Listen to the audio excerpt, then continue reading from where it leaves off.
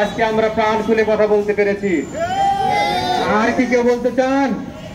সুযোগ আছে, এখনো সুযোগ আছে। আজকের কেন্দ্রীয় কর্মসূচি, কেন্দ্রীয় যুব দলের কর্মসূচি, বিক্ষোভ মিছিল ও সমাবেশ। আমাদের সমাবেশ শেষ, আমরা মিছিল করব। প্রিয় সহযোদ্ধা ভাইয়েরা, 17 বছর বলার নয়, ব্রিটিশ শাসন মানুষ ভুলে গেছে, পাকিস্তান আমলের শোষণ মানুষ ভুলে গেছে, শেখ হাসিনার রক্তচক্ষুর শেখ হাসিনার শাসন মানুষ ভুলতে পারবে না। পারবে? প্রতিটি ঘরে ঘরে লাশ, তাজা রক্তের গন্ধ, প্রতিটি মায়ের কোলে হাহাকার, প্রতিটি ভাইয়ের বুকে কষ্ট। বাংলাদেশের সাধারণ মানুষের বাজারে গেলে কান্নার নিঃশব্দ যে কান্না আমরা দেখেছি। বাংলাদেশের মানুষের এখন সুযোগ এসেছে এই শাসনের পতনের পর। কিসের সুযোগ?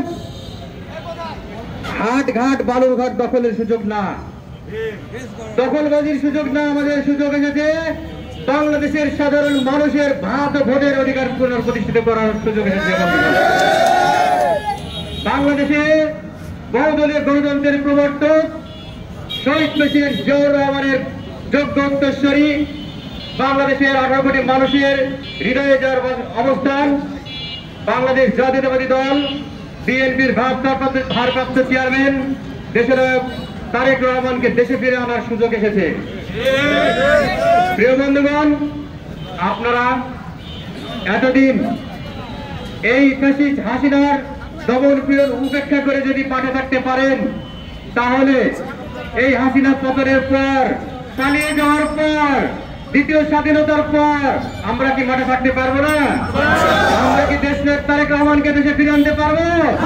দেশনায়ক তারেক রহমানকে আনার জন্য যে কোনো কর্মসূচি পালন করতে পারবো কিনা? আজকে আমরা এই সমাবেশ থেকে শপথ নিই, দেশনায়ক তারেক রহমান বাংলাদেশে ফিরে আসা পর্যন্ত বাংলাদেশ জাতীয়তাবাদী যুব দল রাজশাহী জেলা শাখা মাঠে ছিল, মাঠে থাকবে এবং দেশনায়ক তারেক রহমানের নেতৃত্বে বাংলাদেশ জাতীয়তাবাদী দল এদেশের সরকার গঠন করবে। আমার বাংলাদেশে গণতন্ত্র পুনঃপ্রতিষ্ঠিত হবে, বাংলাদেশের মানুষ ভাত ও ভোটের অধিকার ফিরে পাবে। সকলকে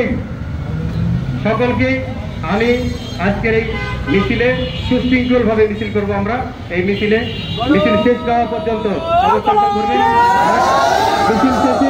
মিছিল শেষে এই শহীদদের আত্মার মাত্রা কামনায় দোয়া হবে। দোয়া শেষে আমরা আমাদের এই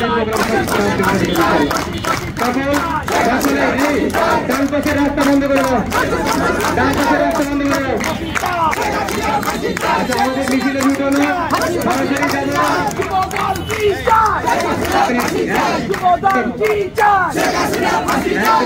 এক মিনিট, আমি মিছিলের রুটটা বলে দিই।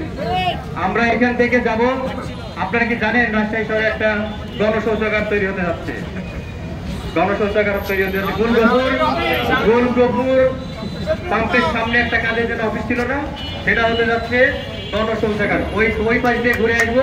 আজকে 0 পয়েন্টে আমরা মৃতদের শহীদদের মাঠ ফেরান কামনা করে দোয়া করে আমরা শেষ করে দেবো।